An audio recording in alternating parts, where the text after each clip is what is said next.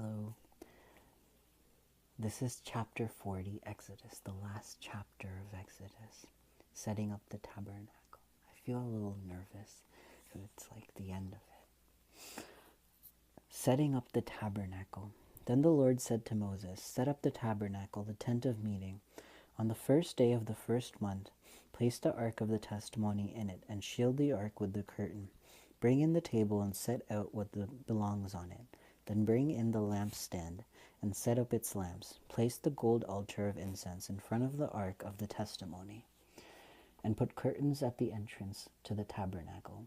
Place the altar of burnt offering in front of the entrance of the tabernacle, the tent of meeting. Place the basin between the tent of meeting and the altar and put water in it.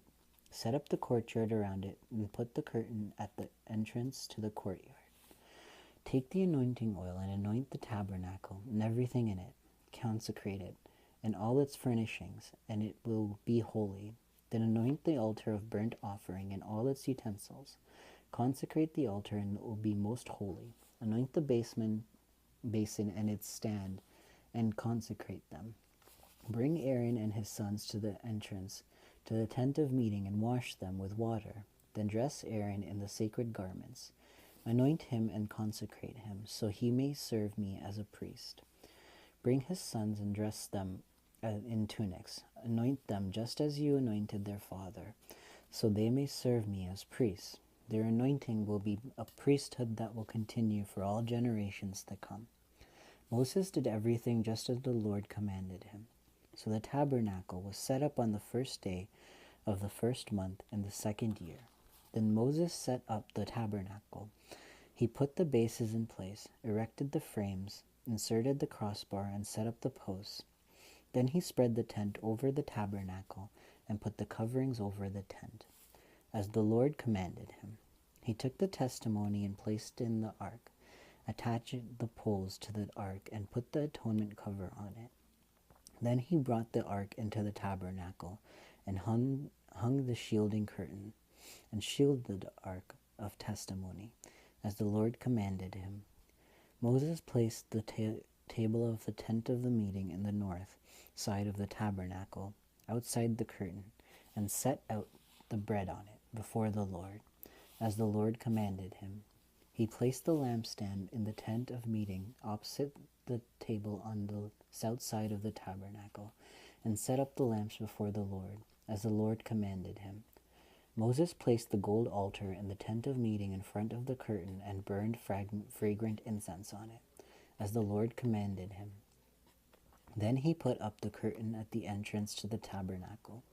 He set the altar of burnt offering near the entrance of the tabernacle, the tent of meeting, and offered on it burnt offerings and grain offerings, as the Lord commanded him. He placed the basin between the tent of meeting and the altar, and put water in it for washing. And Moses and Aaron and his sons used it for washing their hands and feet. They washed whenever they entered the tent of meeting or approached the altar, as the Lord commanded Moses. Then Moses set up the courtyard around the tabernacle and altar and put up the curtains at the entrance to the courtyard. And so Moses finished the work. The glory of the Lord, the last bit. Then the cloud covered the tent of meeting, and the glory of the Lord filled the tabernacle. Moses could not enter the tent of meeting because the cloud had settled upon it, and the glory of the Lord filled the tabernacle. In all the levels of the Israelites, whenever the cloud lifted from above the tabernacle, they would set out.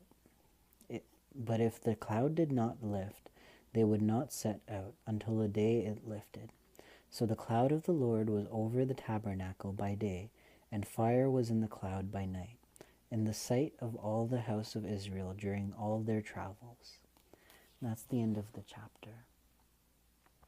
So basically this was like a setup for like an awesome camp that was able to move around. And this way Moses was able to move his people around whenever he needed to.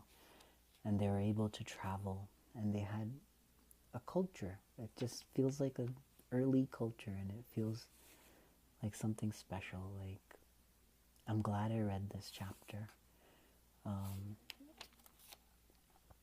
And yeah, I'm gonna do a separate video for basically my feelings on the whole chapter.